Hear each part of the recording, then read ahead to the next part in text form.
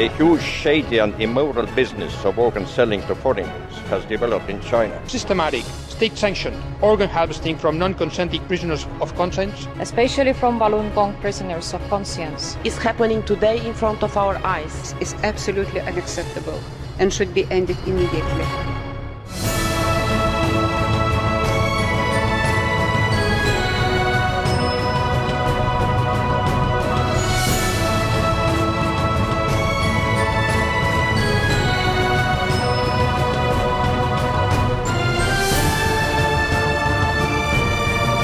这是在欧盟这个层次啊，可能是第一个这么清楚、这么直截了当的谴责中共活在反共学院之中。I totally support this resolution. We should condemn it more strongly. We ask the EU member states to condemn publicly the corrupt and immoral organs transplantation business. It is the European Parliament's obligation to condemn decisively the actions of the Chinese government in this appalling issue that touches the core of human dignity and the fundamental right to life. The human life is as precious, as valued in China as elsewhere in the world. And this is exactly what we're going to say with this resolution. In December 2012, 15 international organizations and groups sent letters to the European Parliament asking them to pass this urgent resolution condemning the Communist Party of China's practice of harvesting the organs of prisoners of conscience. Concerning Falun Gong and human organ harvesting, this is especially shocking form. And I would say that we have to send a very clear message. For us, that is not acceptable. It must stop now, and it must stop everywhere and against anybody. The brutality of these allegations of forced organ harvesting crosses the line of what some people are able to accept. After the Nazi genocide of World War II, after the Soviet Union's iron fist rule and slaughter, it was thought that such savage acts against humanity had been relegated to the history books. It reminds me of the young Polish man who got out of Poland in 1941, having been into the death camps. And he went to London and he went to Washington to try and tell the Allies what was happening in the death camps. And a famous judge called Felix Frankfurt, who was himself Jewish, was asked by a journalist, "You did not believe what this young man was saying. You called him a liar." He said, no. I didn't say he was a liar. I just said, I cannot believe what he's telling me. And that's the real problem with this subject. In 2006, lawyer and former Canadian Secretary of State for the Asia-Pacific region, David Kilgour, and Canadian human rights lawyer David Matas launched an independent investigation into the forced organ harvesting of Falun Gong practitioners' organs.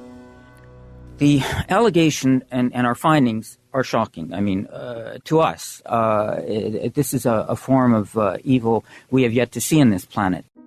They compiled the detailed evidence and results they obtained into the book Bloody Harvest, The Killing of Falun Gong for Their Organs. When I met David Kilgour, who was the Minister of Justice in Canada and who is a lawyer himself and who is an author, and he told me that yes, incredible as it sounds, but the most wonderful people in China, the most civilized and wonderful people, they refuse to believe this. It's so incredible. Which means that it's a very sinister practice, which is adopted by a very narrow circle of Chinese society. A formal resolution against forced organ harvesting was drafted prior to the European Parliament's plenary session, awaiting a vote. I want to remind the quotation from Dante in Inferno. The worst places in the hell are reserved for those who stay aside during the time of moral crisis. We are now in moral crisis, so we should act. we have to express our deep concern over persistent and credible reports of systematic, state-sanctioned organ harvesting from non-consenting prisoners of conscience, including from Falun Gong practitioners, according to the information I received. Imprisoned for their religious beliefs is absolutely unacceptable. The government launched a nationwide persecution to eradicate the traditional and peaceful spiritual practice of Falun Gong.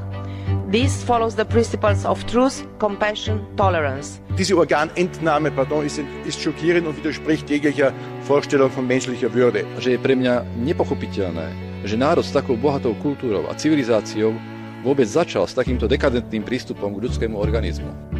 Ich frage mich wirklich, sind denn die Opfer normalerweise nicht die besten Zeugen dafür, was ihnen zugestoßen ist? Oder welche Grund sollte denn Menschen haben, hier etwas Falsches zu behaupten, wenn es nicht ihnen tatsächlich oder ihren Familienangehörigen zugestoßen ist? Und das erinnert mich fast an die Zeiten, wo die Opfer von Stalins oder Hitlers Konzentrationslager nachweisen mussten, dass es wirklich so schrecklich war. Das kann doch nicht Sinn der Sache sein. Nur weil eine Diktatur sich diese Intransparenz leisten kann, dann das in Zweifel zu ziehen, das, was die Opfer uns erzählen. A formal resolution against forced organ harvesting was drafted prior to the European Parliament's plenary session, awaiting a vote. The resolution, which was co-sponsored by 5 of the 7 European Parliament groups and supported by 6 groups, was passed by a majority vote. The resolution recommends that the European Union and its member states publicly condemn organ transplant abuses in China and raise awareness of this issue among their citizens. The resolution also instructs its president to forward it to the European Commission, the European Council, the UN Human Rights Council, and the Chinese government. The European Parliament is the voice of 500 million Europeans. We built the European Union on values, freedom, democracy. This behavior is not accepted by the world community. Since the exposure of live organ harvesting in 2006, nearly a decade has gone by. We should have done it earlier, but I think we have learned very much during this process of support.